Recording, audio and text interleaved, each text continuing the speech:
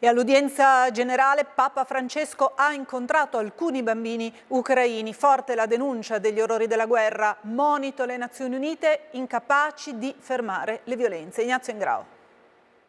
Crudeltà sempre più orrende, compiute anche contro civili, donne e bambini inermi, il cui sangue innocente grida fino al cielo e implora: si metta fine a questa guerra. L'orrore di Papa Francesco per il massacro di Bucha. Commosso Bergoglio srotola una bandiera che arriva proprio da lì. Questa bandiera viene dalla guerra, proprio da quella città martoriata, Bucha.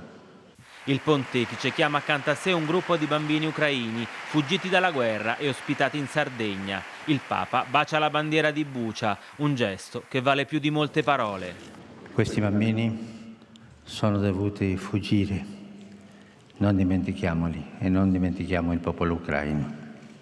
Papa Francesco ringrazia i polacchi e l'Europa intera per la generosità con la quale stanno aprendo il proprio cuore e le proprie case ai rifugiati ucraini, ma denuncia l'impotenza delle Nazioni Unite. La Via Crucis dei popoli vittime della guerra. A pochi giorni dall'inizio della Settimana Santa risuona con forza l'appello del Pontefice: non arrendiamoci alla logica dei potenti.